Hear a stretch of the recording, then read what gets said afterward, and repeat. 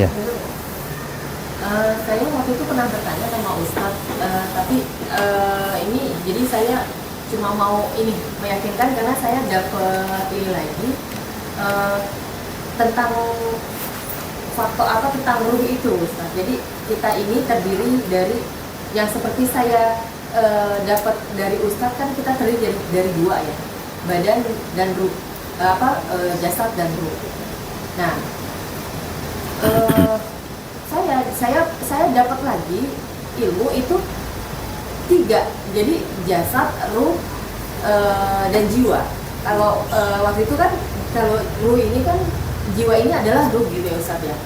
Nah, tapi di sini ada penjelasan nanti kalau kita meninggal itu, jadi jasad itu dikubur. Nah, ruh itu langsung ke alam malakut. Nah, jiwa yang menemani kita di dalam alam barzah ini. Makanya nanti ada istilahnya itu tentang apa yang dihisab itu adalah jiwa gitu. Nah, itu maksudnya jadi gimana Ustaz, ini ya pengertiannya ya gitu. Maksudnya apa memang ruh itu memang langsung ke alam malakut awal gitu. Terus kita memang jiwa di sini, tapi kan penjelasan yang waktu itu kan kalau itu kata lain dari ruh, jiwa itu kan kata lain dari ruh gitu. Jadi yang ke alam malakut itu memang ada, apa memang jiwa yang ada kita menemani di alam barzah itu? Iya. Terima kasih. Iya. Jiwa itu bahasa apa, Bu? Bahasa Indonesia. Bahasa Inggris jiwa ada? Nggak ada. Bahasa jiwa ada, bahasa Arab jiwa? Nggak ada. Jiwa bahasa Indonesia. Jiwa, nyawa, sukma, bahasa Indonesia. Kalau di bahasa Arab hanyalah ruh. Ya.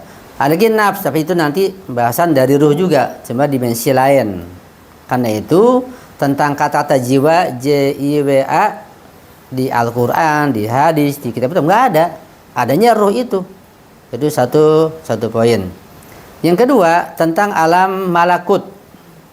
Alam malakut itu lawannya alam mulk. Ada alam mulk, ada alam malakut. Alam mulk alam materi, alam malakut alam non materi. Nama lain misalnya ada istilah, ada alam syahadah, ya, ada alam gaib. Alam syahadah alam materi ini, alam gaib alam non materi. Sama istilahnya saja. Ada lagi alam madi, ada alam barzakhi, ya. Alam madi materi, barzakhi non materi. Sehingga alam barzakhi, alam malakuti itu sama saja, yaitu setelah kematian adanya alam malakut, adanya alam barzah. Itu yang kedua. Yang ketiga, semua ulama bahkan yang non muslim sekalipun semuanya sepakat bahwa manusia itu tersusun dari dua unsur. Unsur rohani yaitu ruh yang sifatnya non materi, dan unsur jasmani yang sifatnya materi. Badan kita ini atau fisik atau jasad kan satu aja mananya. Jasad, fisik, badan, ini materi. Ini unsur yang kedua, unsur materi kita. Hanya dua unsur. Jadi rohani dan jasmani. Tidak ada istilah jiwa. Jiwa itu nggak ada sama sekali. Ya nggak ada dalilnya. Nggak ada di Quran, nggak ada di hadis, nggak ada di muka para filosof. Nggak ada tentang jiwa sama sekali. Jadi yang ada adalah fisik, badan. Kita meninggal dipendam di dalam tanah. Badan kita ini hancur bisa jadi, tapi ada badan yang nggak hancur. Ada bahasan lagi, orang yang hafal Quran, yang beribadah, yang ini macam-macam. Kapan hancurnya? Nanti setelah hari kiamat. Karena itu badan para nabi, para imam masum, para Eropa nggak hancur. Sampai nanti ada istilah roja'ah. Ya. Roja'ah itu terjadi di saat zuhurnya imam zaman. Ya. Kita baca dalam hadis ada masalah roja'ah di situ. Itu badan khusus yang tidak hancur. Mudah-mudahan badan kita nggak hancur juga ya bersama mereka insya Allah. Tapi umum manusia badannya akan hancur. Kemudian ruhnya yang nggak hancur, ruhnya kemana? Ruhnya ke alam barzah namanya. Sehingga semua orang muslim kalau baca Fatihah, baca doa kan ila ruhi, ila arwahi, ila ruhi, pelan bulan ila ruhi. Jasadnya nggak ada karena dia hancur. Dan ini pahala Fatihah, pahala doa, sholawat, ya sampai ke alam ruh, ke alam barzah namanya. Juga disebut alam kubur. Jadi kubur ada dua, ada kubur barzakhi sifatnya non materi yaitu alam barzah, Ada kubur materi, kuburan fikih, yaitu tanah yang digali namanya kuburan juga. Ya.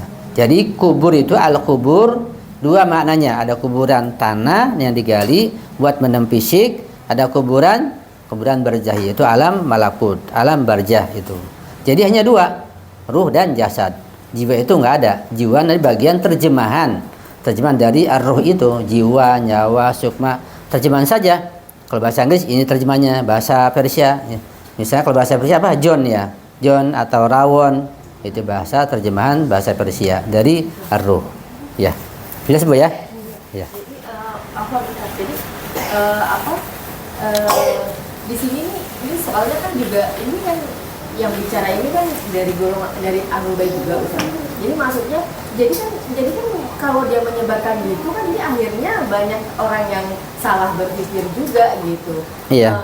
Iya, jadi kan sebenarnya itu jadi akhirnya berpikirnya tuh kita terdiri dari tiga gitu. Sementara kan ruh dan jiwa ini kan sama, enggak ada dia langsung ke alam malakut terpisah dari jiwa gitu kan. Jadi kita tetap satu. Itu namanya alam malakut itu adalah alam barzah.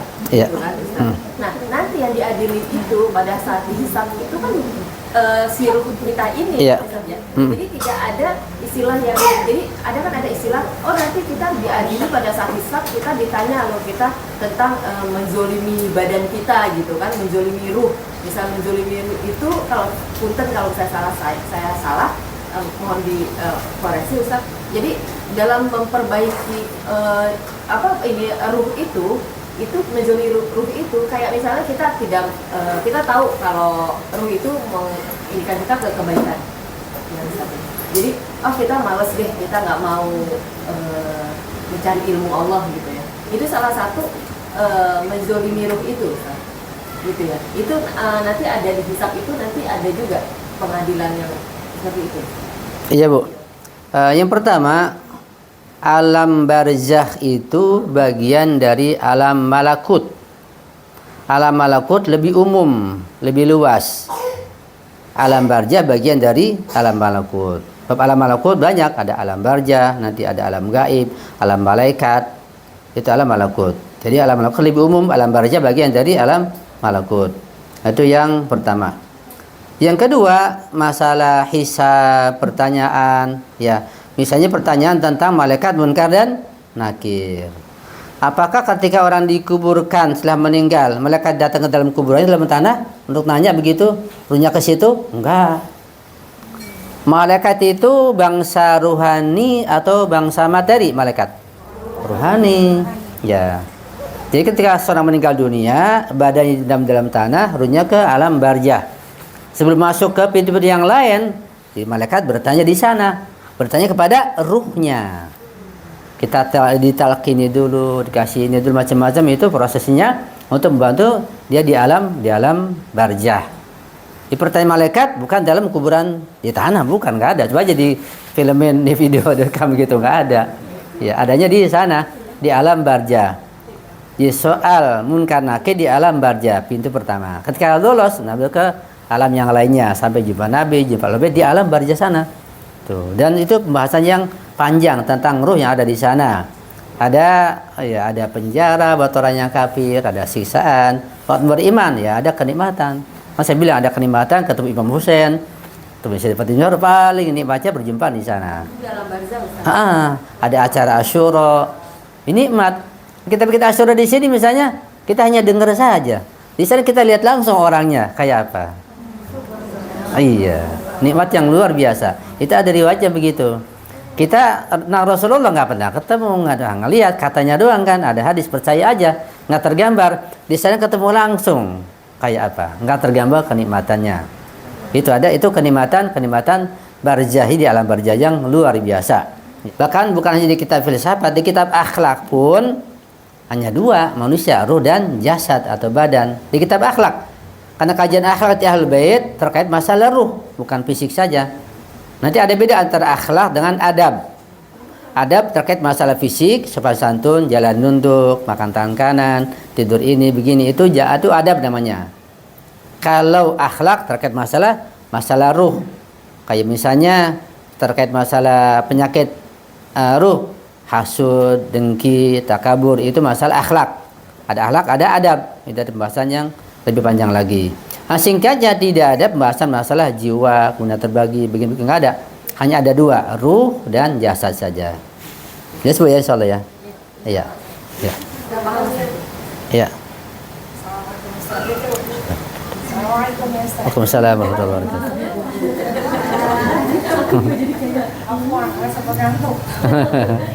Tapi justru penasaran kalau yang akhirnya mau bertanya berkaitan dengan roh, karena justru roh itu sangat menarik buat manusia pelajari, itu kehidupan selanjutnya setelah kematian.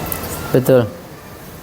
Yang saya sangat tertarik untuk pembahasan di sini berkaitan dengan amalia setiap manusia yang belum wujud, apakah dikala sebelum wafatnya dan setelah wafat. Kemudian korelasinya dengan sebutan korin. Ya. Korin. Korin. Oh. Iya. Biasanya manusia itu kan selalu Allah kasih petunjuk dalam berbagai macam cara yang begitu amat sangat indahnya.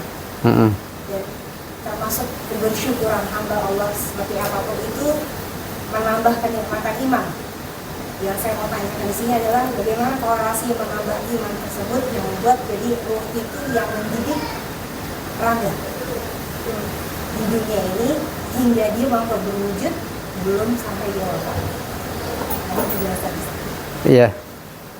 Yang pertama yang bisa saya tangkap masalah korin ini, ya, bukan korin tapi korin. Qaf, ra, ya, nun, korin. Pun ada ungkapan bi'sal korin, ya. Jadi korin itu dilakukan sambungannya bisa. Bisa artinya seburuk-buruknya, paling buruknya. Korin adalah teman atau kawan. Jadi bi'sal korin, seburuk-buruknya kawan atau teman. Ya. Di Quran tidak ada mengucapkan khairul korin, nggak ada di Al-Quran. Sebaik-baiknya teman. Ya. Jadi korin itu identik dengan keburukan. Seperti misalnya tentang Namrud, ya, tentang iblis, tentang yang lain menggunakan bi'sal korin, seburuk-buruknya teman. Nah, kata korin itu sangat umum, teman, kawan, ya siapa aja. Ya, kawan kita ini pun kalau dia sangat buruk, kita sebut dia adalah bi'sal korin, teman kita yang sangat buruk. Kalau berupa orang atau berupa manusia, kalau berupa benda, ya bi'sal korin juga yang menemani kita. Ya, kendaraan bawa ke neraka, atau tidak mau sudah diajak pergi ngaji misalnya, jadi korin, teman yang buruk. Juga iblis misalnya, iblis, setan, bi'sal korin, teman yang paling buruk, begitu. Dan manusia yang tidak beriman, yang musyrik, yang munafik, ahli maksiat, ya, mereka semua bi'sal korin, teman yang buruk, harus kita jauhi. Dan manusia yang buruk itu ahli maksiat, ahli nifaq, munafik, musyrik, mereka berteman dengan teman-teman kawan yang buruk, bi'sal korin, seperti iblis, ya, setan-setan dan yang lainnya. Mereka semua adalah bi'sal korin. Itu makna yang masih sederhana.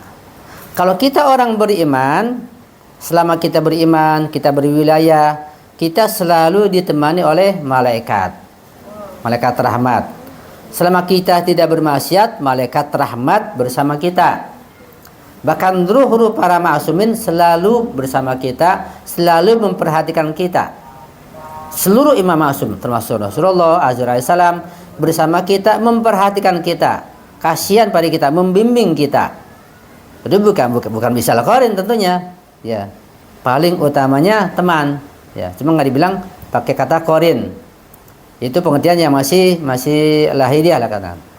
Jadi buat kita ini, kita nggak punya namanya bi'sal korin. Kita nggak punya korin, karena korin itu buruk, ya. Yang ada teman kita semuanya baik, dari malaikat ruhani, malaikat rahmat, sampai para ma'sumin, Rasulullah dan seterusnya. Ayatnya ada, misalnya ayat yang berbunyi wa qul i'malu fasarallahu amalakum wa rasuluhu wal mu'minun, dan banyak ayatnya, ya. Singkatnya bahwa orang beriman itu, apalagi berwilayah, teman baiknya banyak dan bertingkat-tingkat tergantung keimanan dan ketakwaannya. Semakin tinggi ilmu dan takwa seorang, teman baiknya semakin banyak, semakin meningkat juga. Sampai pada tingkatan Rasulullah, tingkatan Imam Ma'sum, temannya, kawannya adalah malaikat yang agung, Ar-Ruhul A'zam. Lebih agung daripada malaikat Jibril. Kan kita baca, inna anzalnahu fi lailatul qadr. Wa ma adraka ma lailatul qadr.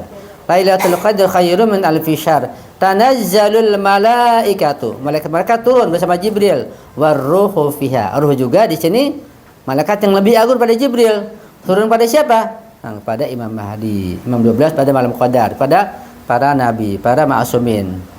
Semakin tinggi ilmu imannya, semakin tinggi temannya, sampai malaikat yang lebih tinggi pada Jibril menemani mereka. Di ayat yang lain namanya Ar-Ruhul Qudus, itu ada juga ada ayatnya, ada hadisnya. Nah, semakin rendah iman seseorang, malaikat yang menemani semakin rendah juga, begitu. Tergantung iman seseorang. Yang jelas malaikat menemani kita dan arwah para ma'sumin bersama kita, memantau kita, memperhatikan kita. Kita mengucapkan salam pasti dijawab, cuma kita nggak mendengar. Kalau kita nggak ada dosa, kita bersih, pasti kita mendengar, begitu. Ya.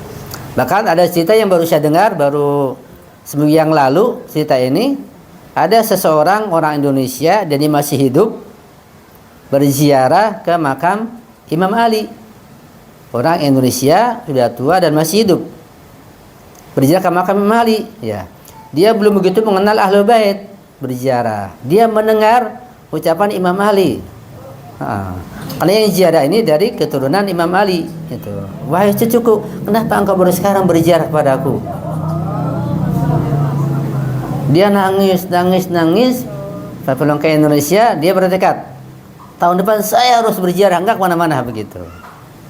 Begitu, ada cerita begitu. Yang cerita orang dipercaya, nggak mungkin bohong. Orang yang masih hidup bisa ditemui nanti, insya Allah, mudah-mudahan ya bisa ketemu, insya Allah.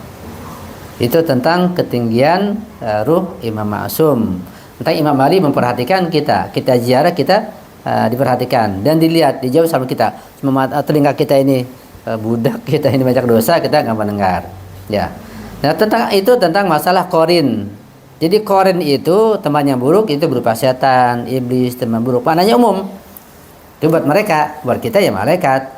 Enggak semua orang punya korin, enggak, kita enggak punya korin, teman yang buruk, insya Allah. Tentang amal perbuatan terkait masalah tadi dengan masalah korin atau masalah tentang setelah kehibutan, tentang keimanan, ya. Yang jelas pertama bahwa keimanan itu tergantung dengan ilmu pengetahuan. Tidak mungkin amal perbuatan tanpa pengetahuan dan tanpa keimanan, ya. Terkait masalah ruh juga, ya, yang lebih tinggi saya katakan masalah korin juga hubungannya, ini ada hubungannya, mungkin agak sulit. Nanti ada istilah namanya amal perbuatan kita itu nanti namanya bisa bertamasul atau bisa hadir atau bisa berbentuk. Yang istilah di akhlak namanya tajassumul a'mal. Di surah Al-Kahfi Allah menceritakan tentang ayat itu, ada ungkapan wa wajadu ma 'amilu hadira, dan mereka menemukan amal perbuatan itu hadir. Itu namanya tajassumul a'mal. Jadi amal perbuatan kita itu bisa bertajassum, bisa berbentuk dengan bentuk yang bermacam-macam. Baik amal perbuatan yang baik maupun yang buruk, dia bisa berbentuk. Ya. Dan yang bisa melihat hanya orang tertentu, para ulama, para wali, para ma'sum melihat hakikat amal perbuatan kita. Ya, itu pendapat yang kuat dari para ulama. Contohnya, misalnya katakanlah memakan harta anak yatim misalnya. Ya. Atau memakan harta yang haram. Quran menjelaskan, innal ladzina ya'kuluna amwalal yatama dzulman, orang-orang yang makan harta yatim dengan zalim, merampas, ya bukan haknya, innama ya'kuluna fi butunihim nar, mereka makan api neraka. Kita melihat dengan mata kita orang yang merampok, yang merampas, yang mencuri, korupsi, makan haram, anak yatim, kita melihatnya mereka naik mobil, makan enak kelihatannya, tapi hakikatnya mereka sedang makan api. Itu hakikatnya. Dan saat dia makan enak, dia sedang makan api sebenarnya, itu hakikatnya dan kelihatan, cuma kita nggak bisa melihat. Itu hakikatnya. Itu bentuk amal. Ya. Kalau amal perbuatan yang baik, ya makan makanan surga. Misalnya kita membaca tasbih, baca subhanallah. Kata Rasulullah, kalian baca tasbih, pahalanya berupa pohon-pohonan di surga. Kata sahabat, ya Rasulullah, kalau gitu nanti surga itu banyak pepohonannya. Karena iya, kalau kalian tidak membakarnya. Kok bisa? Ya dengan ria kalian membakar, dengan sifat buruk membakar lagi. Banyak amal kita kalau bisa kita bentuk berupa surga, berupa gedung, berupa buahan, macam-macam kenikmatan, kita bakar lagi dengan ria, dengan sombong, dengan macam-macam. Kita jaga baik-baik dengan ilmu pengetahuan. Jadi amal perbuatan bisa berbentuk, bisa bertajasum namanya. Ada seseorang ngasih hadiah berupa uang banyak sekali dalam buntelan begitu. Satu ikatan uang ke ulama itu. Kata ulama itu, coba buka uang itu, taruh di baskom. Baskom diambil, dituang uang itu. Langsung jadi darah uang itu. Kaget yang ngasih. Kata ulama itu, kamu habis main judi, uang haram dibawa ke sini, itu adalah darah bukan uang. Begitu. Itu hakikatnya begitu, yang haram. Ya. Misalnya orang yang menggibah, Quran menjelaskan orang menggibah itu seperti makan daging bangkai saudaranya. Naudzubillah. Ya. Sebab kita nggak melihatnya, tapi hakikatnya ketika orang sedang menggibah makan daging bangkai saudaranya. Pada zaman Nabi ada seorang wanita, ya, kata Nabi, wahai wanita, muntahkan isi perutmu. Kata orang perempuan bingung, wahai Nabi, saya sedang puasa. Apa yang saya muntahkan? Muntahkan isi perutmu. Hanya berusaha memuntahkan, muntah keluar. Keluarlah gumpalan daging dengan darahnya. Karena Nabi, kamu berpuasa tapi kamu menggibah saudaramu. Itulah gibah kamu. Begitu. Nah, hakikatnya. Makanya ada dua pandangan ulama. Satu mengatakan bahwa amal kita itu seperti orang gajian. Kita kerja dari mulai tanggal 1 sampai tanggal 30 akhir bulan. Gajinya di awal apa di akhir? Di akhir. Kerja dulu baru gajian. Nah, kita beramal dulu baru gajian nanti di akhirat. Itu kata ulama pendapat yang lebih lemah. Ulama kedua mengatakan tidak. Kalau pahala nggak begitu. Innallaha sari'ul hisab. Allah hisabnya cepat sekali. Kita sekarang beramal, kita sekarang ngaji, langsung sekarang ada surganya, ada pahalanya. Cuma kita nggak bisa melihat. Ini kalau kita sekarang meninggal ini langsung kita ketemu. Kalau kita lihat pahala kita langsung nggak kuat, pingsan kita meninggal. Karena ada cerita di Nahjul Balaghah, ada seorang pemuda nanya pada Imam Ali tentang takwa begini-begini. Imam Ali tambahkan lagi begini-begini, sampai itu pemuda nggak kuat langsung mati. Saking rindunya kepada orang bertakwa, surga itu langsung meninggal, nggak kuat gitu. Itu masalah tajasumul amal, ada pembahasan masalah itu. Ya, jadi amal buatan kita bisa menjadi berbentuk, ya, bisa bertamasul. Mana tamasul bentuk ada makna lain misalnya, karena malaikat bisa bertamasul. Fa arsalna ilaiha ruhana, kami itu suruh kami, yaitu malaikat Jibril. Fatamassala laha basyaran sawiya. Jibril bertamasul dalam bentuk seorang laki-laki jumpa kepada Sayyidah Maryam kemudian hamil. Begitu. Zaman Nabi, Jibril bertamasul dalam bentuk laki-laki namanya Dihya al-Kalabi datang. Oh, semuanya melihat. Ketika pergi, Nabi bertanya, tahukah kalian siapa dia? Itu Jibril datang dalam bentuk manusia Dihya al-Kalabi. Jadi malaikat bisa bertamasul dalam bentuk seseorang. Jin bisa bertamasul, ruh kita bisa bertamasul. Kalau kita pada tingkatan tertentu, ya. Secara teori kita tahu, tapi untuk membuktikannya sangat sulit sampai kepada tingkatan para Eropa bisa bertamasul seperti itu. Jadi bahasan tentang ruh sangat dalam, sangat luas dan kita belum sampai ke sana, masih jauh sekali. Mungkin itu barangkali yang bisa saya berikan jawaban. Jadi maaf Ustaz. Ya.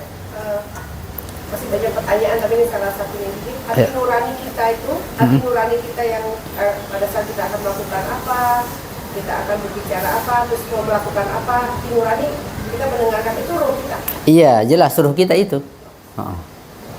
Jadi ruh kita tuh sebetulnya beliau itu makhluk yang sangat suci dan tinggi.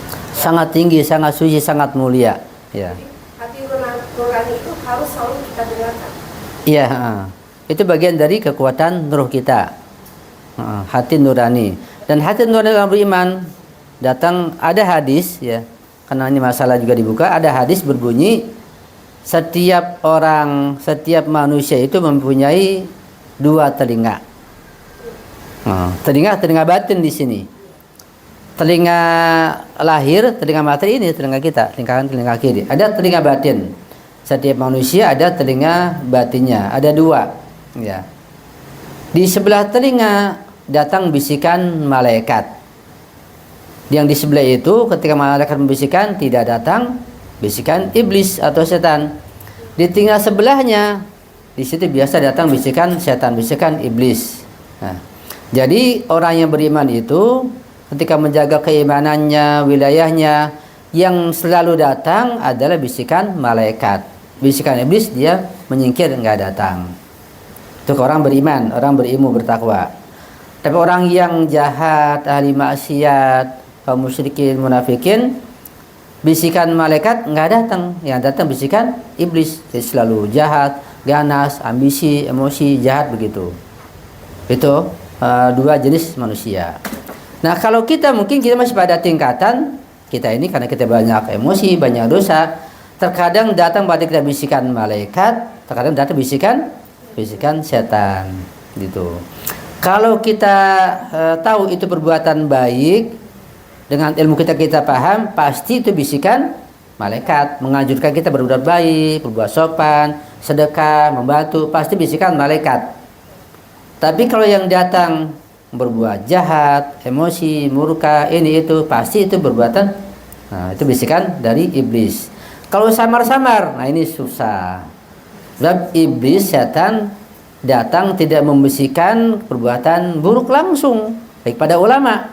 Dikelabui itu pelan-pelan dulu, pelan-pelan, yang nggak langsung. Nanti baru setelah dekat dengan orang itu, iblis bisikan keburukan. Yang susah ketika iblis datang membisikkan dengan yang halus, dengan pelan-pelan. Kan itu orang-orang yang jahat misalnya tidak langsung iblis membisikkan kepadanya. Satu contoh misalnya, katakanlah seorang pejabat. Seorang pejabat untuk korupsi, nggak mungkin iblis datang, kamu korupsi itu uang macam-macam, nggak langsung. Lewat anaknya, lewat istrinya. Kebuat dia seorang pejabat, suami sudah cukup makan, sudah cukup, mobil ada, nggak perlu lagi. Tapi dia anaknya, ayah ini perlu, ibunya, istrinya perlu keluar negeri, jalan-jalan, merayu terus. Iblis datang luar sana dulu, datang ke orang itu sehingga ini pejabat jadi korupsi, berbuat jahat. Itu. Jadi macam-macam cara. Itu yang lebih berat. Dan bisikan lewat manusia lebih berat daripada bisikan iblis langsung. Nah, jadi bisikan nurani itu kita lihat dengan ilmu kita, ya, atau ajakan atau seruan, ini baik atau buruk. Kalau kita nggak punya ilmu, bingung membedakannya, ini baik atau buruk. Nah, ini. Jadi perlu belajar, perlu bimbingan, sehingga kita tahu ini pasti baik. Nah, ini bisikan malaikat. Ini buruk, kita tinggalkan. Gitu insya Allah. Ya. Tadi ini ibu ada tambahan? Ya. Kenapa ya Ustaz kalau setiap orang itu selalu melihat perwujudan dari orang lain yang dia kenal, padahal orang itu belum wafat? Iya. Di tempat yang berbeda. Iya. Katakanlah misalnya kita ada di sini nih, tapi orang itu mengatakan enggak, antum tuh di sana kok, anda lihat jelas. Iya. Itu gimana Ustaz? Iya. Itu satu lewat yang real, yang Iya. nyata. Hmm. Terus ada lagi satu hal yang dia bisa melihat dirinya seperti seolah dalam mimpi, itu dirinya yang dia tonton. Iya. Itu gimana Ustaz? Iya. Bahkan berpapasan. Hmm. Jadi dia sama dia ketemu gitu. Iya. Gimana Ustaz? Iya. Jawabannya agak panjang juga nih. Yang pertama, seseorang bisa melihat orang lain sementara orang itu ada di tempat yang lain. Ya. Itu bisa terjadi kalau itu perbuatan baik, orang itu diwakilkan oleh malaikat. Misalnya ada seorang murid Imam Ja'far Shadiq kalau nggak salah, dia di masa itu kan pergi haji naik kuda, naik keledai zaman dulu, nggak ada pesawat, nggak ada mobil. Dia ngumpulin uang untuk pergi haji, cukup dia pergi haji, naik keledai. Biasa kan lama berbulan-bulan kayak zaman kita dulu, kayak orang tua kita dulu pergi haji kan lama berbulan-bulan. Itu ada perahu, naik keledai, jalan perjalanan, nah dia ketemu ibu-ibu. Di sebelah sana ada angsa, sudah mati, sudah bangkai. Nah, ibu itu mengambil angsa. Nah, kata orang ini, masalah namanya Abdullah bin Mubarak, mungkin saya juga lupa. Dia hampir, ibu itu bangkai, jangan dimakan, haram. Bangkai mau diambil, mau dimakan. Nah, kata ibu itu, iya ini bangkai, saya tahu. Bangkai buat antum haram, buat saya halal, begitu. Bingung ini orang. Bagaimana Bu? Kok bangkai buat saya haram, buat ibu halal? Tolong jelaskan. Ya buat kamu haram karena kamu punya uang bisa beli yang lain. Buat saya anak saya di rumah kelaparan, mau mati nggak punya apa-apa, yang ada hanya bangkai saya ambil halal karena terpaksa. Yang haram menjadi halal pada satu kondisi dan yang halal jadi haram pada satu kondisi. Kaget dia, oh berarti ini ibu miskin nggak punya apa-apa. Dia turun, uangnya dikasih ke ibu itu semuanya. Dia nggak jadi pergi haji, dia pulang sudah karena kasihan sama orang miskin itu. Yang buat haji dia kasih semuanya, dia pulang lagi. Ternyata waktu pergi haji itu tetangganya, temannya melihat dia tawaf dengan jelas, melihat dia sa'i, dilihat semuanya. Sehingga pulang ya dia diceritakan kamu tawaf begini-gini, dia juga bingung. Saya kan nggak pergi haji, kok begini ceritanya? Sampai datang kepada Imam Ja'far Shadiq alaihissalam. Kata Imam Ja'far Shadiq, musim haji itu hampir semua orang ditolak haji kecuali orang ini yang diterima. Dia nggak haji, uangnya dikasih ke fakir miskin, tapi hajinya dia diwakilkan oleh malaikat yang berbentuk orang ini. Iya, itu luar biasa. Di hadis yang lain saya baca, ada hadisnya, saya baca, orang yang beriman, yang berbuat baik itu dan sudah biasa, ada halangan dia nggak berbuat baik, malaikat mewakilkannya. Misalnya, Bu sedekah terus dia Jumat rajin dengan ikhlas, beriman, sedekah terus. Suatu saat ada halangan nggak sedekah, pergi atau sakit atau nggak punya uang, kan berhalangan. Tapi nggak sedekah, malaikat mewakilkan sedekahnya itu. Jadi pahala terus berjalan. Hadisnya ada. Orang biasa tahajud rajin, udah rutin tahajud, sholat, berhalangan karena capek, minum obat, ngantuk macam-macam, malaikat mewakilkannya gitu.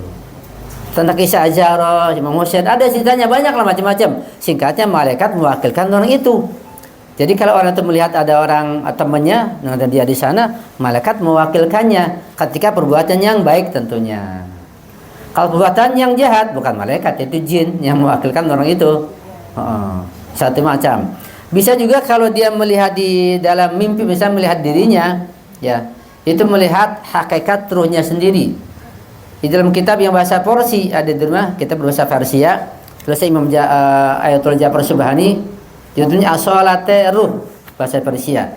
Itu dijelaskan tentang masalah seseorang bisa melihat wujud ruhnya.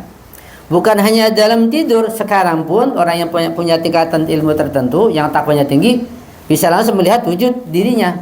Dia melihat dirinya begitu, bertamasul. Itu kekuatan yang luar biasa. Itu dibahas oleh Ayatul Ja'far Subhani. Masalah beliau menulis itu ada sebenarnya Imam Humani kalau nggak salah.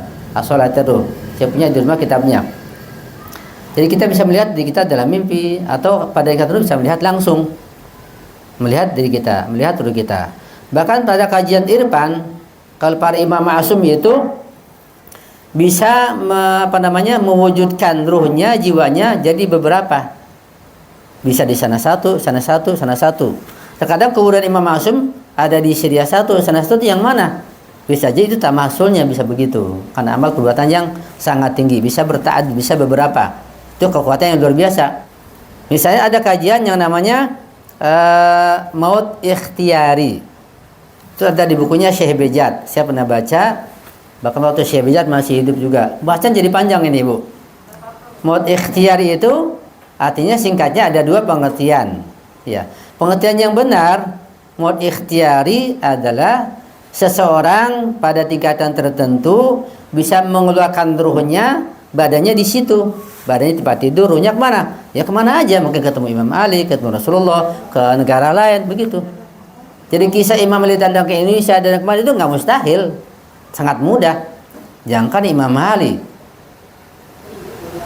tahta Balqis saja, kan tahta kan benda ini. Itu perjalanan lebih dari sekejap mata. Dari mana? Dari Yaman ke Palestina. Yaman Palestina berapa kilo? Ribuan kilo. Ketika Nabi Sulaiman mengumpulkan para prajuritnya, kata Nabi Sulaiman, siapakah di antara kalian yang mampu memindahkan tahta Balqis? Kata jin Ifrit, qala ifritun minal jin, ada di Quran di surat An-Naml, mungkin bisa baca nanti. Kata jin Ifrit, ana atika qabla an taquma min maqamik. wahai Sulaiman, aku bisa mendatangkan tahta Balqis dari Yaman ke Palestina sebelum engkau bangun dari dudukmu. Jadi sebelum bangun sudah pindah. Itu materi. Saking cepatnya kehebatan ilmunya jin Ifrit. Kata orang soleh yang punya namanya Asy bin Barkhiyah, wakil awas Nabi Sulaiman, kata dia, apa kata dia? Wahai Sulaiman, ana atika qabla an yartadda ilaika tarfuk. Aku bisa mendatangkan sebelum engkau memejamkan mata. Jadi sebelum berdiam sudah datang, langsung datang Balqis. Apa tahatannya itu? Itu kehebatan ilmunya Asy bin Barkhiyah. Bisa membedakan sekejap mata begitu cepatnya. Itu kekuatan ruh. Ketika Balqis datang sudah lihat singgasananya, kaget. Akan dibilang di surah An-Naml itu. Padahal Asy bin Barkhiyah Allah katakan punya ilmun minal kitab, punya sebagian ilmu kitab. Nah Imam Ali punya ilmu kitab, punya semua ilmu kitab kayak apa? Nggak bisa dibandingkan. Jadi kalau Imam Ali datang ke kita, misalnya gitu, hadir ngajar apa, bukan hal yang mustahil kalau kita paham tentang ruh mereka, ruh kita.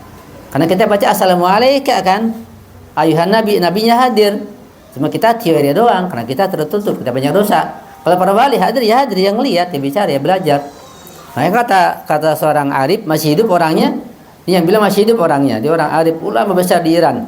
Kata dia, seorang arif itu lebih banyak dapat ilmu ketika tidur di malam hari daripada melek di siang hari. Itu bagaimana? Itu masalah ruh juga. Ya, dia fisiknya tidur, tergeletak, tapi ruhnya belajar sana kemari.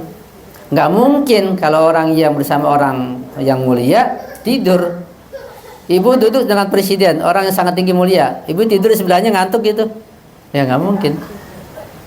Orang di pelaminan, kenikmatan, tidur nggak ada. Nah para ulama bersama Imam Ma'sum, nggak ada istilah tidur, ngantuk nggak ada. Fisiknya ya iya kelihatannya istirahat, tapi ruhnya melek terus. Kan itu ruh itu nggak ada istilah tidur, yang tidur di fisik kita, mata kita merem. Cuma karena iman kita rendah, kita banyak dosa, ruh kita ikut ngantuk juga. Itu kita ya. Kalau ruh mereka nggak ada istilah tidur, ruh itu hidup selamanya. Itu kajian ruh sangat dalam sekali. Ya perlu kita pelajari pelan-pelan, insya Allah. Ya, assalamualaikum warahmatullahi wabarakatuh. Saya juga meyakini kalau Allah itu menciptakan begitu kekuatan bagaimana pendapat kita mengenai ruh yang mungkin dapat melampaui waktu saat ini, misalkan contohnya misalkan di dalam mimpi, misalkan kita bermimpi kita ke suatu tempat, detail-detailnya kita tahu poinnya kita sini, terus kira-kira 3-4 bulan kemudian itu kita melewati tempat yang datang dalam mimpi itu gitu. Jadi kita kayak merasa kita udah kesini gitu, detail-detailnya pun juga betul gitu, poinnya kita kesini dan misalkan itu berulang kali gitu, nah sini apakah memang betul ruh itu bisa melampaui waktu ke depan gitu. Iya. Jadi yang terkait dengan masa, zaman, waktu itu materi. Karena waktu itu ukurannya adalah perjalanan matahari yang materi. Sehingga sesuatu yang non materi keluar dari waktu, dari masa, dari zaman. Ruh non materi enggak terikat dengan waktu, masa, dan zaman. Begitu. Sehingga seringkali seseorang itu orang biasa kadang-kadang dia mengalami sesuatu, datang ke suatu tempat, dia mengatakan kayaknya saya pernah kesini, kapan ya, begitu. Terus yang terjadi, tidurnya sudah melampaui waktu karena ruh tidak terikat waktu. Nah, semakin tajam, makin terang cahaya ruh seseorang, maka semakin jelas pandangannya. Sampai pada tingkatan saya pernah kesini, kapan ya? Dulu saya pernah mimpi begitu, pernah kesini, ternyata sekarang baru terjadi. Jadi mimpinya jelas. Misal katakanlah seorang mimpi pergi haji, dia pergi haji dengan jelas, dia masih di rumah belum pergi haji. Ketika dia pergi haji, dia mengatakan saya sudah pergi haji dalam mimpi dulu. Itu jelas gamblang karena ruhnya bersih. gitu. Tapi ada tingkatan yang lebih tinggi lagi. Seseorang yang dia dengan ilmunya, dengan ketakwaannya sudah betul-betul mengetahui apa yang akan terjadi. Itulah para nabi, para maksum. Dan mereka dengan bimbingan Allah, Quran juga menjelaskan, surat Inna Anzalna telah menjelaskan kepada Imam Zaman bahwa peristiwa selama setahun itu dari malam Qadar sampai setahun berikutnya, Imam Zaman mengetahui semuanya tentang peristiwa berapa yang mati bagaimana, bencananya apa saja, bagaimana, semua detail tahu Imam Zaman, tahu dengan jelas, meyakinkan. Itu ruhnya karena bersih dan tinggi sampai ke tingkatan seperti itu. Jadi ruh itu melampaui masa dan waktu. Enggak heran kalau kita ini mengalami, kita kunjung suatu tempat ketemu seorang, kayaknya saya pernah kenal ya, pernah ngeliat di mana ya begitu. Itu ruhnya. Cuma masih ada meremang karena ruh kita banyak dosa, banyak kotoran. Kalau roh kita bersih, ada berjumpa. Bahkan bisa jumpa dengan Rasulullah langsung, jumpa dengan Imam Ali, Sayyid Fatimah langsung.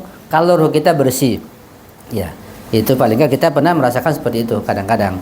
Ya, jelas Bu ya. Jadi roh melampaui masa dan zaman, bisa dialami oleh setiap orang seperti itu. Ya.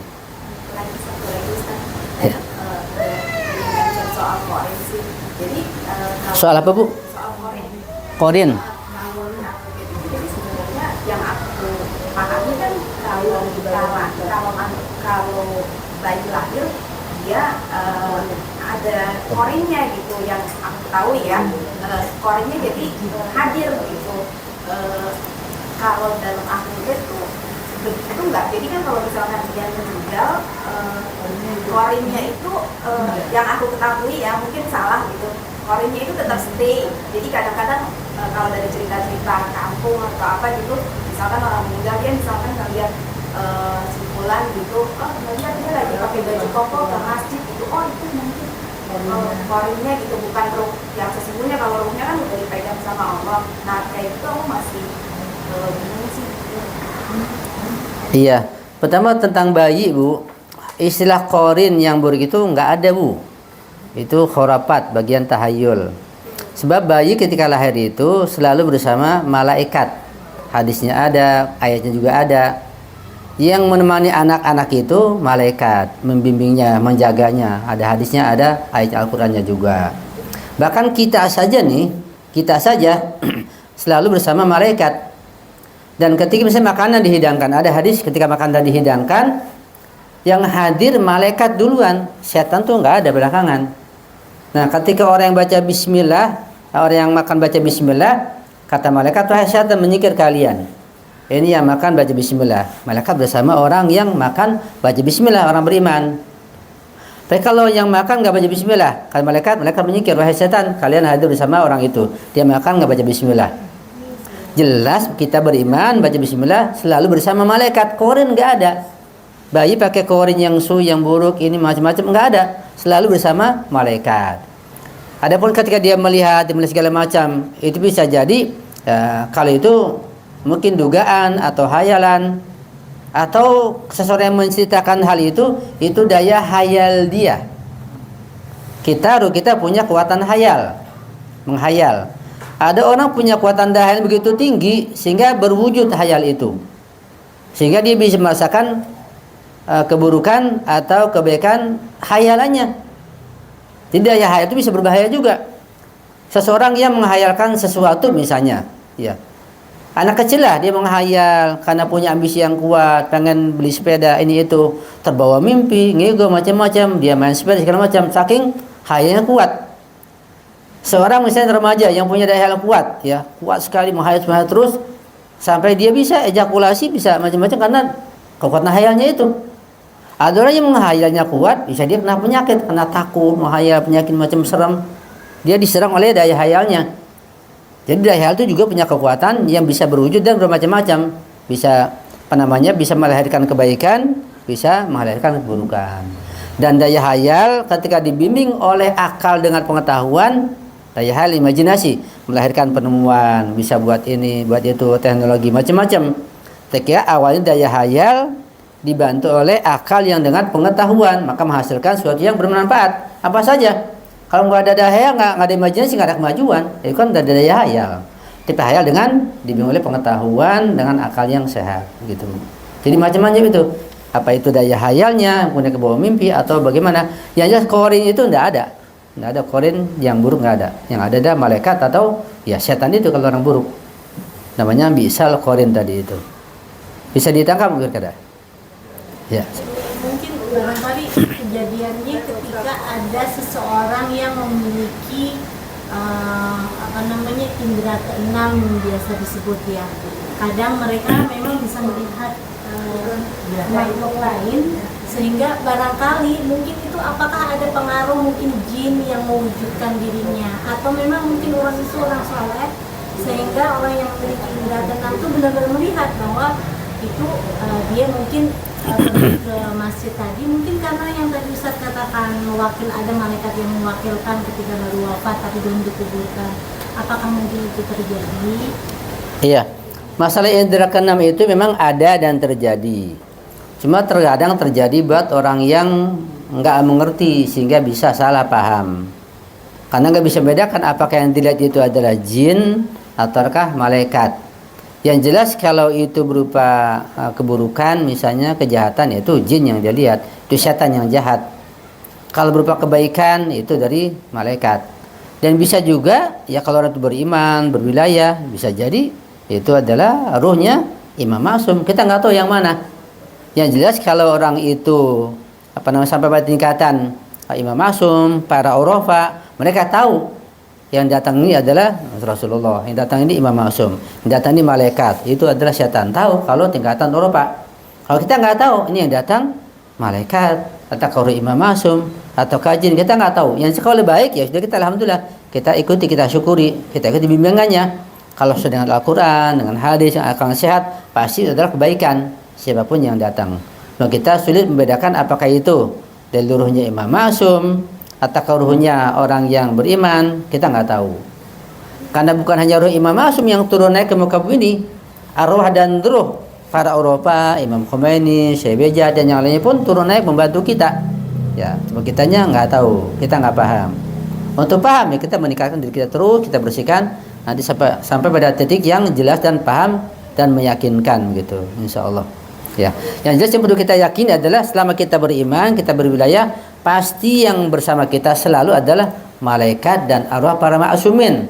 Nggak ada yang namanya khorin, nggak ada. Itu khurafat dan hayal, nggak ada seperti itu. Kalau kita melenceng, kita maksiat, kita buat dosa, sudah malaikatnya nyingkir, datang jadi iblis setan berganti. So, kita jaga ruh kita dengan keimanan, ketakwaan, keilmuan, insya Allah. Iya Bu, silakan. Waalaikumsalam warahmatullahi wabarakatuh. Mau tanya, saya kan sakit, sudah ke dokter. Iya. Kita ke dokter, nggak ada apa, udah di ronsen, udah di foto, udah apa. Iya. Tapi kalau di benar-benar kayak gini, tiba-tiba kita kayak tusuk-tusuk gitu. Iya. Kayak tusuk-tusuk ini. Pertama dari elitik, itu sakit. Padahal kemarin udah 2 hari. Nggak ada. Udah sampai di ronsen, akhirnya nggak ada apa. Dokter juga bingung. Tapi kan kalau dengar ngaji-ngaji dulu, kayak pertama tadi beli gitu. Itu sekarang sakit. Apa jin yang dikirakan begitu? Apa jin, apa gitu. Karena kita juga pada umumnya orang-orang di mana-mana ditabung lah. Kita percaya adanya korin, kalau mati ada yang ketok-ketok pintu kita. Kalau itu korinnya, ada juga jin. Kadang-kadang pikiran ini aduk-adukan. Karena di dokter nggak sakit, kalau sekarang sakit. Ada apa ya? Kenapa ya? Jadi tanya-tanya pikiran tuh kemana-mana. Padahal saya kan dari tulis, tapi ini tiba-tiba ini nggak ada sama sekali. Tiba-tiba kalau dengar-dengar gini orang ngaji atau saya ngaji, terus apa gitu. Ya. Mengenai sakit dan penyakit, kita yakin bahwa sakit dan penyakit itu ada. Kita merasakannya kok. Tidak seorang pun yang mengatakan sakit penyakit tidak ada. Enggak ada. Semua meyakini sakit penyakit itu ada. Sakit dan penyakit itu makhluk Allah juga. Ya kan? Ya. Sakit dan penyakit bermacam-macam dan bertingkat-tingkat. Terkadang namanya sama, sakit kepala, tapi tingkatannya berbeda-beda. Namanya doang sama, kita nggak tahu padahal berbeda-beda begitu. Satu contoh misalnya, pernah sahabat Imam Husain sakit meriang berat, menggigil begitu, nggak kuat dia. Imam Husain datang menjenguk sahabatnya itu. Pas buka pintu langsung sembuh orang itu. Kaget. Tadi menggigil nggak kuat, Imam datang langsung hilang sembuh. Wah Imam, tadi saya menggigil meriang nggak kuat, kok sekarang saya sembuh? Kata Imam Husain, ya dia itu huma, kalau ketemu aku dia takut dia keluar. Itu jenis penyakit yang juga makhluk Allah, tapi non materi nggak kelihatan, dia bisa kabur takut pada Imam Ma'sum. Tapi kenapa juga Imam Ma'sum Nabi sakit? Nah penyakitnya malah ruhnya atau makhluknya berbeda lagi tingkatannya, begitu. Jadi penyakit banyak, bermacam-macam dan bertingkat-tingkat. Itu satu contoh. Contoh kedua, supaya kita tambah pengetahuan, pernah ada seorang ulama, dia berjumpa dengan imam zaman, kemudian minta beberapa permohonan. Ada 3 permohonan. Satu di antara permohonannya adalah supaya dia sakitnya sembuh. Kata imam zaman, permintaan kamu 1, 2 Allah kabulkan, tapi yang ini yang satu tidak Allah kabulkan. Itu sakitnya dia akan sembuh sampai akhir hayat. Sebab sakitnya itu menambah pahala dan meningkatkan derajatnya di sisi Allah Subhanahu wa taala. Kalau dia sabar, penyakit meningkatkan derajat. Nah, sehingga ada hadis yang menjelaskan bahwa seorang yang beriman itu ketika dia terkena penyakit meriang misalnya nggak bisa tidur semalaman dan dia sabar, nggak bisa tidurnya semalaman itu lebih afdol daripada dia beribadah setahun. Ada yang lain bertahun-tahun. Kalau dia sabar. Jadi penyakit yang datang pada kita itu walaupun namanya sama-sama katakanlah corona atau meriang atau sakit gigi, sama dengan yang lain juga. Tapi beda. Sakit gigi datang pada kita yang beriman dengan mereka yang kafir berbeda. Namanya sama. Penyakit datang pada kita menambah pahala, meninggikan derajat, menghapus dosa, banyak pahalanya. Penyakit macam-macam. Sehingga ada hadis menjelaskan orang-orang yang cacat, yang nggak punya kaki, yang pincang, yang matanya sebelah buta, macam-macam. Nanti kata hadis itu, nanti orang beriman yang cacat ini, dia di akhirat, dia menyesal. Kenapa menyesal? Ketika orang cacat melihat begitu besar pahalanya, dia menyesal. Ya Allah, saya ini cacat, kaki saya kenapa dulu nggak dua-duanya? Karena pahalanya begitu besarnya. Yang sakit matanya 1, ya Allah kenapa nggak dua-duanya? Begitu besar pahalanya. Begitu. Menyesal karena pahala begitu besar akibat dari penyakit. Jadi penyakit itu besar pahalanya buat orang yang beriman. Jangan takut. Tapi kita nggak boleh nggak ikhtiar. Kita wajib ikhtiar. Cuma ikhtiarnya sesuai dengan kondisi kita dan sesuai dengan syariat. Hanya ke dokter, jangan ke dukun. Obatnya sesuai.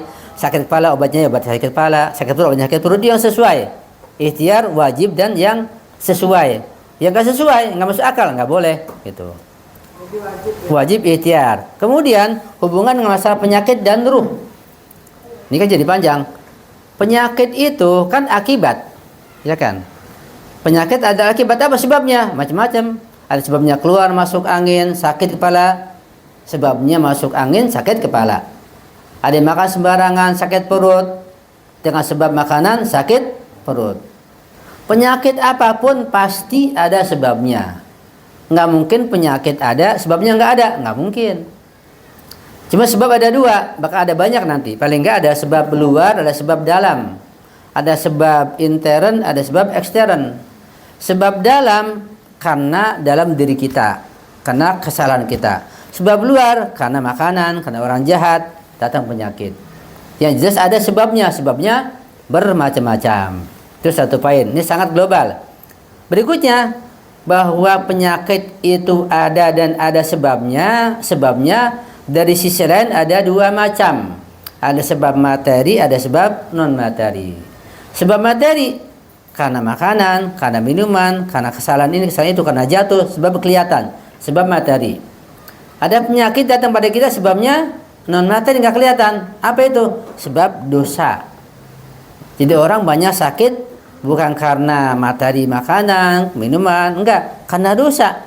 Karena banyak orang yang sakit padahal dia punya dokter pribadi, vitaminnya cukup, proteinnya, istirahatnya semua cukup, tapi juga kena penyakit, bahkan sampai bunuh diri. Kenapa? Nah, karena dosanya. Sebabnya nggak kelihatan, mendatangkan penyakit, ruhnya sakit ke fisiknya begitu. Sebab ruh ya. Dan di doa kumel kita baca juga ya, bahwa kita beristighfar mohon pada Allah karena ada sebab-sebab dosa yang menyebabkan penyakit, doa terhambat, datang bencana, ada doa kumel kan. Jadi sebab yang materi bisa melahirkan materi, penyakit materi. Ada sebab non materi berupa dosa bisa mendatangkan penyakit. Nah, kita nih yang mana? Nah, kita ini beriman, kita beribadah, nggak usah khawatir. Karena setiap penyakit datang pada kita, setelah kita berusaha ke dokter, pahalanya sangat besar. Bisa jadi penyakit yang datang pada kita itu meningkatkan derajat kita, menghapus dosa kita, menambah dekatnya kita kepada Imam Ma'sum. Dan bisa jadi penyakit yang datang pada kita itu karena kesalahan anak kita, kesalahan siapa gitu, dilimpahkan pada kita karena kita ini kuat. Begitu. Contohnya seperti Imam Kazim. Imam Kazim itu ketika ditawarkan apakah ada ujian ini yang akan berbahaya ya menimpa Syiahmu nanti, mereka akan penyakit binasa, ataukah antum kamu yang menanggung? Kata Imam Kazim, sudah, bencana yang menimpa kepada Syiahku ini saya menanggung, jadi timbangkan pada saya sehingga Syiahnya selamat. Begitu. Sehingga dia dipenjara sampai dianiaya. Beliau dipenjara, dianiaya, itu sebabnya adalah kesalahan para Syiahnya, dia yang menanggung. Sehingga Syiahnya selamat sebab orang lain. Orang tua kadang-kadang begitu, dia siap menanggung penderitaan anaknya, orang tua yang menanggung gitu. Bisa jadi penyakit yang datang pada ibu, pada kita karena mungkin dosa orang lain, dosa anak, siapa ibu yang menanggung, karena ibu sabar kuat, bahkan menambah pahala, meningkatkan derajat dan banyak manfaat yang lain yang sangat luar biasa ya. Bahkan manfaat rezeki, manfaat manawi, menambah ilmu, macam-macam, banyak manfaatnya. Penyakit apapun kalau beriman manfaatnya besar, tapi kita wajib ikhtiar. Kalau kita tahu, kita ikhtiar juga, kita sabar juga, dan ada keindahan di situ. Sampai pada tingkatan seperti Imam Ali Zainal Abidin Musajjad, kata beliau, aku tidak tahu nikmat yang mana yang harus aku syukuri, apakah nikmat sehat atau nikmat sakit. Kok bisa nikmat sakit? Buat beliau sakit dan nikmat. Dengan sakit datang pahala, datang rezeki dari Allah begitu. Itu buat beliau. Buat kita memang sangat berat, cuma kita paham insya Allah akan menghibur kita dengan adanya penyakit ini begitu. Karena penyakit akan bawa kita ke dalam surga buat orang yang beriman insya Allah. Itu terkait masalah penyakit ya. Sedikit tapi sekilas saja karena bahasan panjang masalah penyakit dalam hadis dan ayat Al-Quran. Ya.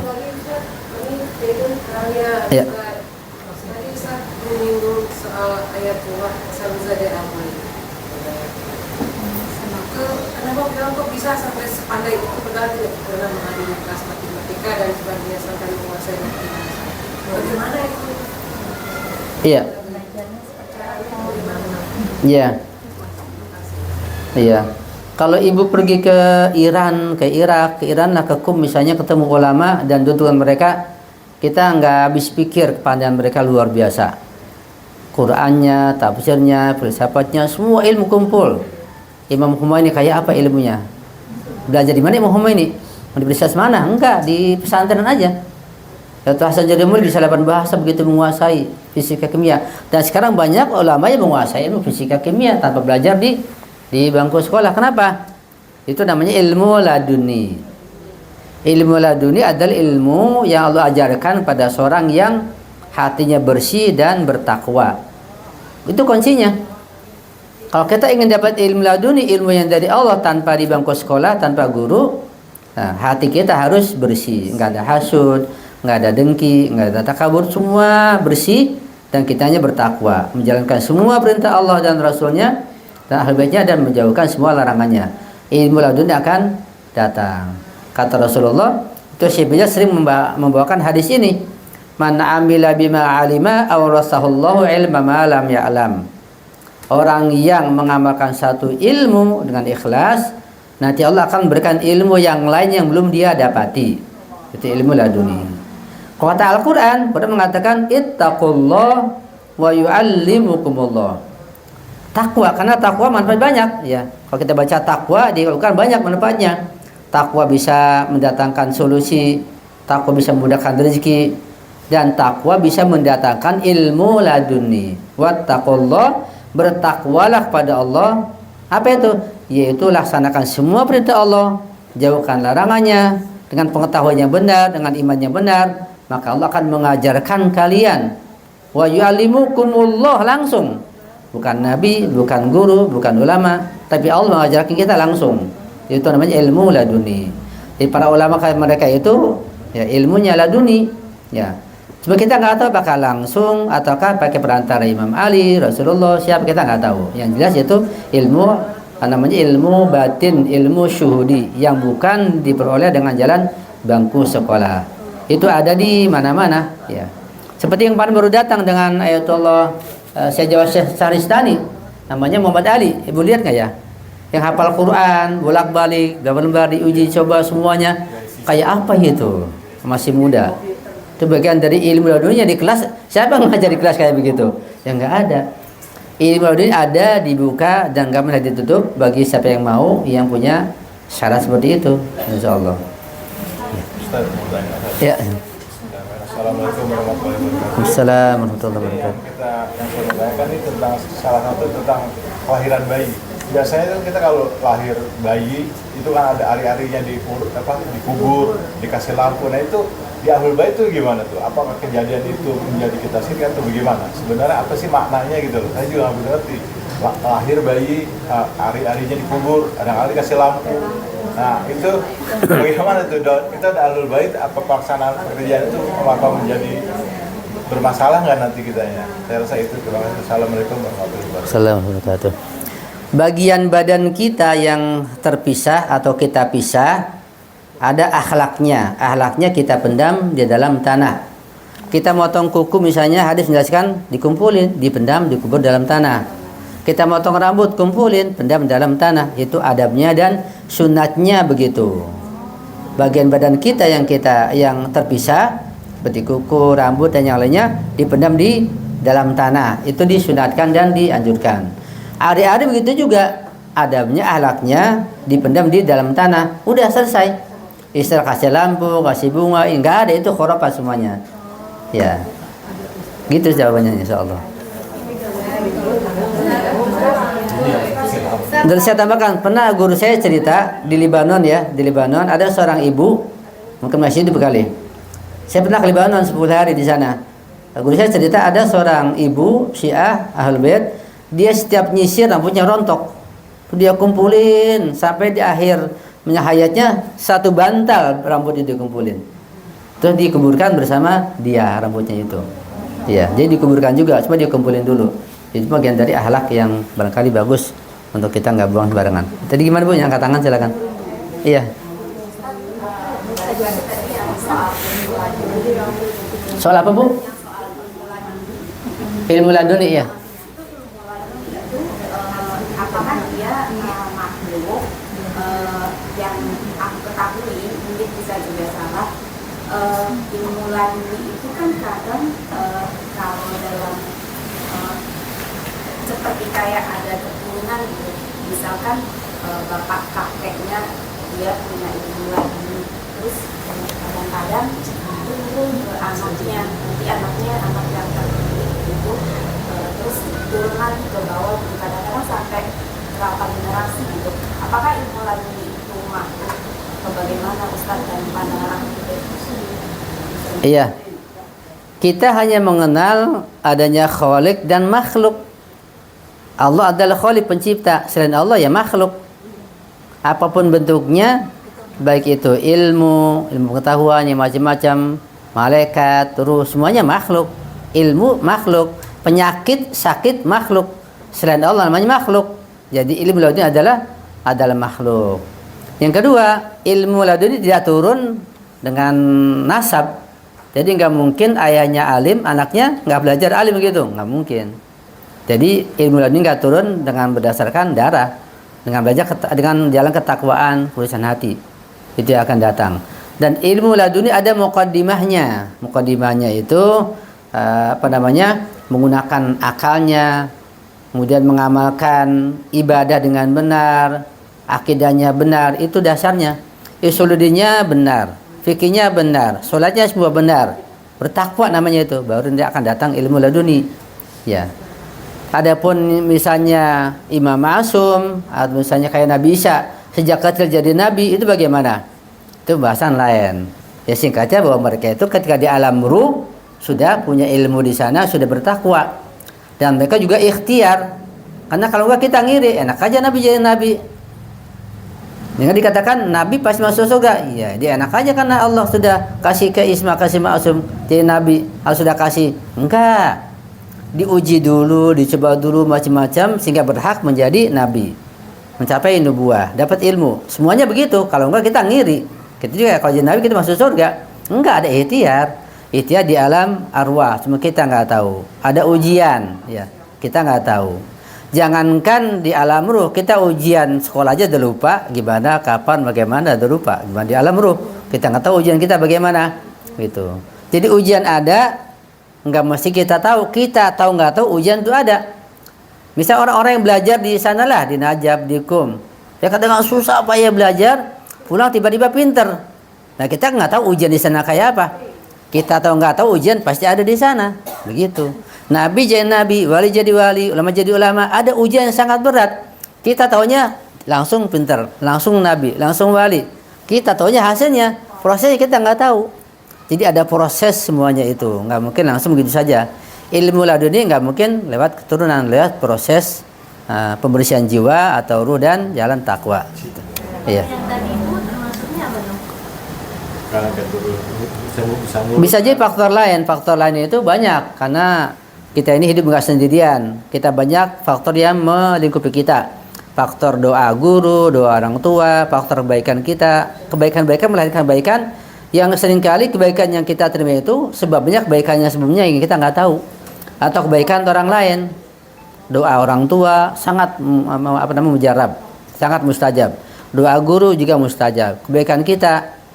Nah, terkadang kebaikan seseorang itu atau kebaikan orang tua dengan doanya, dengan sedekahnya buat anaknya, sholat untuk anak misalnya, terkadang itu Allah berikan pada anak dan cucunya di masa mendatang.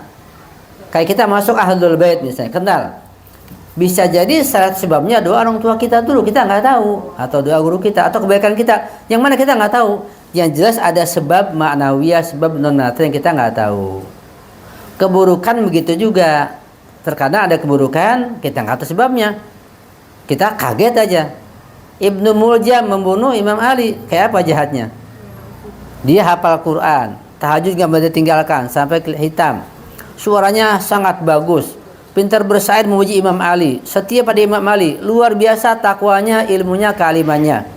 Kok mau Imam Ali? Apa sebabnya? Kok bisa terjadi? Ada sebab-sebab yang lain sifatnya ma'nawiyah dalam ruhnya yang kita nggak tahu yang menyebabkan dia seperti itu. Ada sebabnya. Orang korupsi miliaran, triliunan, kaget kita.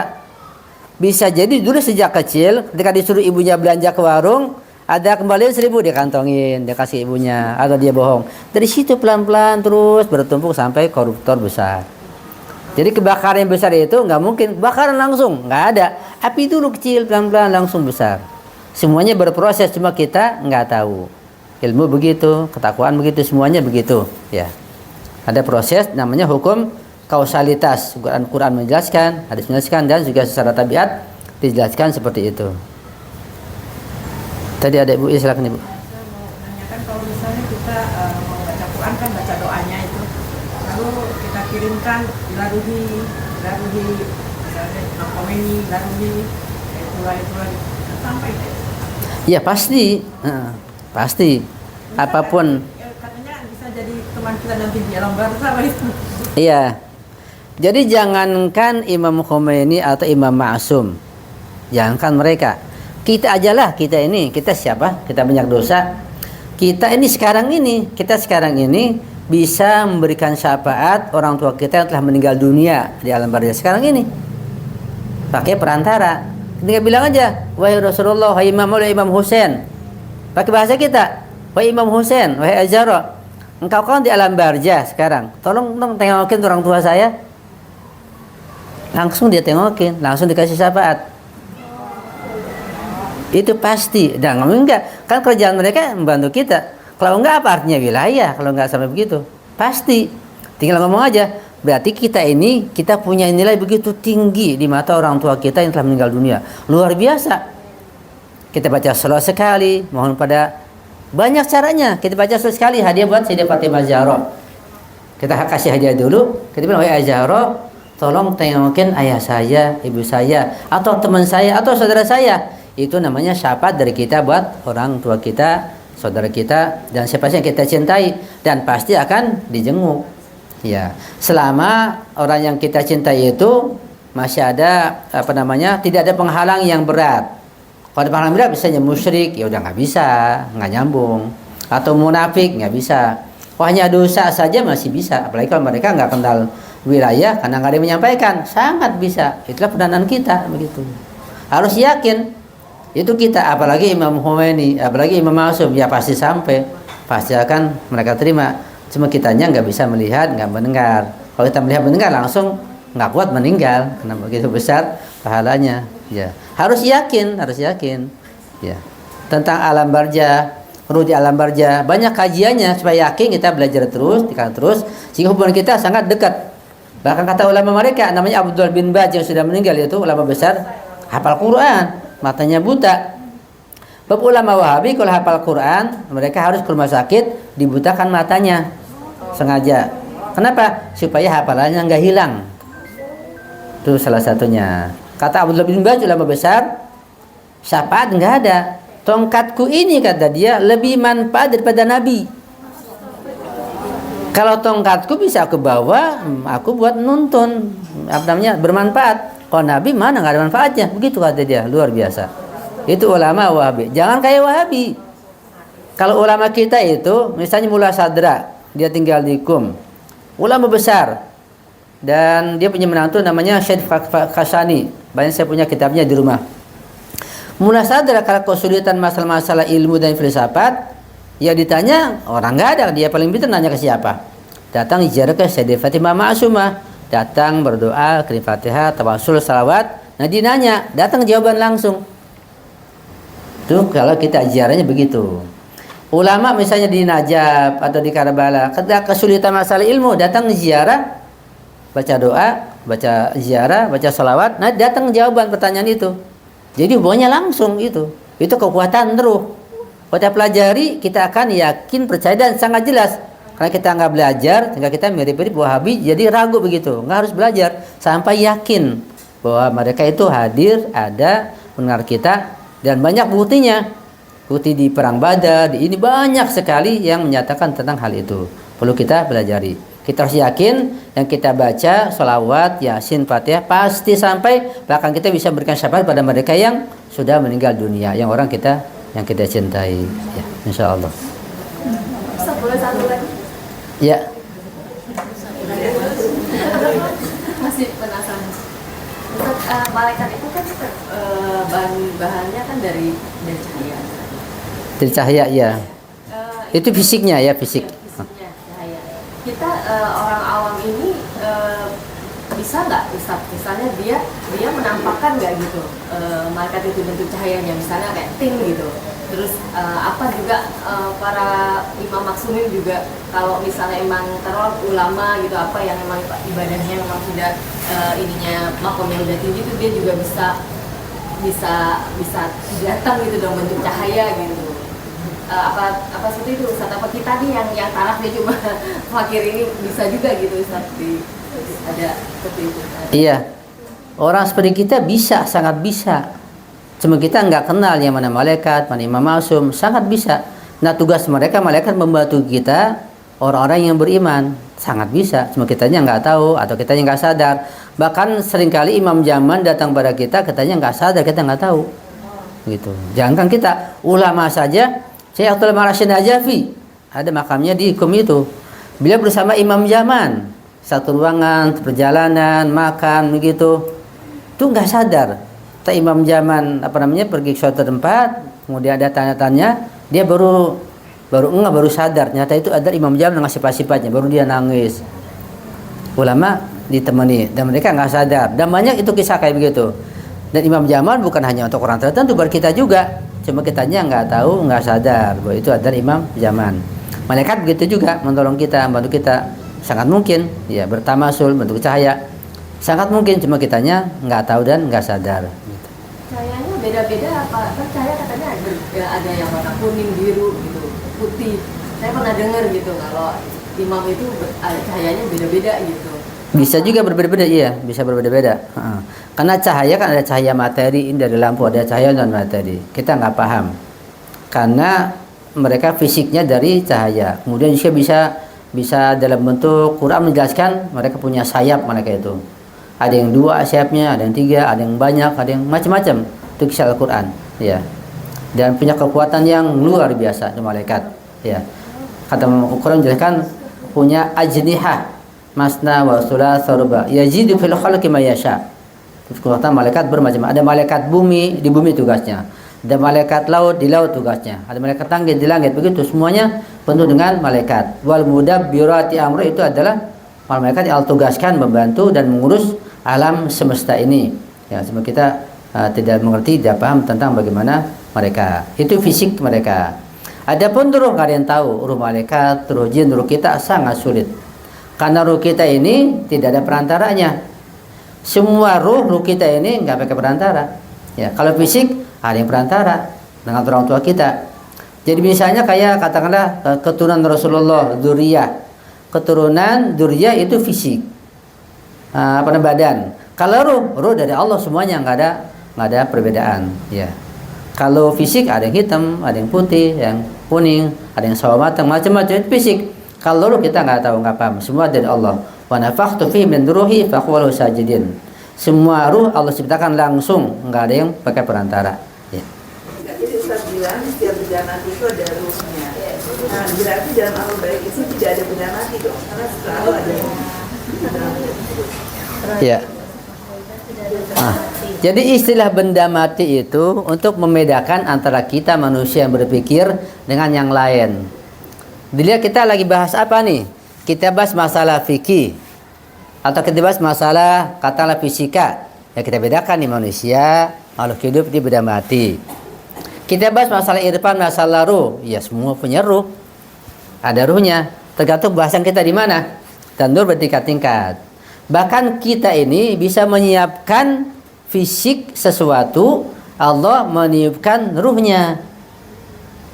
Misalnya masjid. Ada nggak masjid langsung plek masjid datang begitu tanpa ada yang bangun? Ada nggak? Nggak ada. Masjid siapa yang bangun? Ya tukang bangunan. Pasir, semen, semuanya itu kan dibangun dulu. Ketika sempurna Allah datangkan ruhnya. Jadi manusia menyiapkan fisiknya, Allah meniupkan ruhnya. Ini kita bikin meja, bikin rumah, bikin apalah macam-macam. Kita menyiapkan fisiknya. Ketika sempurna Allah meniupkan ruhnya. Mau masjid, mau mobil, mau HP, mau rumah, mau apa saja ketika sempurna Allah tiupkan ruhnya dan jadi saksi. Dan mereka itu pembahasan yang ada pada kajian filsafat dan depan, bukan di fisika, bukan di ilmu tabiat. Ya. Misalnya ini nih saya pakai akik Yamani, hadisnya luar biasa tentang akik Yamani, cincin batu kan. Akik Yamani adalah akik dari gunung yang di Yaman. Yang gunung itu adalah gunung pertama yang bersyahadah menyaksikan Imam Ali. Ini akik Yamani namanya. Sehingga orang mukmin yang pakai akik Yamani, maka dia berlipat ganda pahala ibadahnya. Sehingga ada hadis menyatakan sholat orang yang beriman dengan akik Yamani sendirian masih lebih afdal daripada orang berjamaah tanpa akik Yamani. Itu akik Yamani. Akik Yamani ini bisa membantu memudahkan terkabulnya doa itu. Tapi ini perlu pembahasan filsafat, hukum, ilat ma'lul, sebab kausalitas sehingga sempurna. Ya, nanti kita tidak, kalau gagal kita menyalahkan ini, enggak. Harus sempurna ilmunya. Jadi kita punya pengetahuan yang yang kita gali, yang kita pahami dengan baik itu tentang batu. Enggak kayak Wahabi kaku, enggak ada batu, musyrik, enggak begitu, kaku, enggak enak. Kalau pakai cincin, akik Yamani. Semua ulama pakai akik Yamani gitu. Karena menambah pahala, membantu terkabulnya doa. Bahkan ada ulama saya lupa namanya. Ada saya punya kitabnya. Ulama itu pakai cincin. Dia berwasiat, kalau wasiatnya kalau saya meninggal nanti tolong dibuka batu ini, ambil batunya saja, ikatannya dipisah, batu ini letakkan di bawah lidah saya dan kuburkan saya, karena batu membantu menyaksikan kebaikan amalnya. Sampai begitu. Abdul Masin Najafi dia punya sapu tangan putih khusus buat mengelap air matanya ketika menangis karena Imam Husain. Dia berwasiat sapu tangan ini kalau saya meninggal tolong diikutkan kalau saya meninggal dunia nanti. Begitu. Karena mereka paham. Ada hadis menjelaskan juga dibawa oleh Al-Jadi Amoli, kalau kamu pakai baju baru, bilang pada baju, wahai baju, kamu saya pakai tapi jangan kamu buat saya ini jadi sombong. Kan baju membuat orang jadi sombong dan bisa jadi orang rendah. Coba ibu misalnya keluar pakai baju coba canting ke orang yang nggak kenal, ibu bilang orang rendahan, orang miskin karena pakaian. Ibu pakai pakaian besaran begitu, ya. Kumpul sama orang biasa, ibu dia sangka mungkin istri presiden, istri raja, karena pakaian bisa jadi sombong, jadi tawadu, jadi rendah. Pakaian nih baju ada ruhnya. Ada hadis menjelaskan setiap pakaian yang kotor kemudian dicuci lagi bersih, itu ruhnya tambah kuat pakaian itu karena setelah dicuci. Begitu. Jadi semuanya punya ruh dalam pandangan di depan, pandangan filsafat, bukan pandangan fisika atau pandangan yang lain. Ya. Kalau hiris harus ada ilmunya sendiri, jangan sampai anda salah paham. Pakai hiris untuk jaga diri. Nah kalau nggak paham, pakai hiris untuk jaga diri. Nyata celaka, siapa yang disalahin? Harus ada ilmunya. Ada batu yang hitam katanya justru hitam jangan dipakai, tapi kita malah jadi tambah marah, apa jadi tambah emosi. Gitu. Itu hadidusin iya, hadidusin. Ada pengaruhnya. Boleh katanya kalau nggak Itu Imam Ali pakai buat perang bu, hadidusin. Iya, cincin pakai buat perang. Katanya nggak cocok buat perempuan ya Ustaz. Iya nggak cocok. Nanti jadi galak sama suaminya. Iya.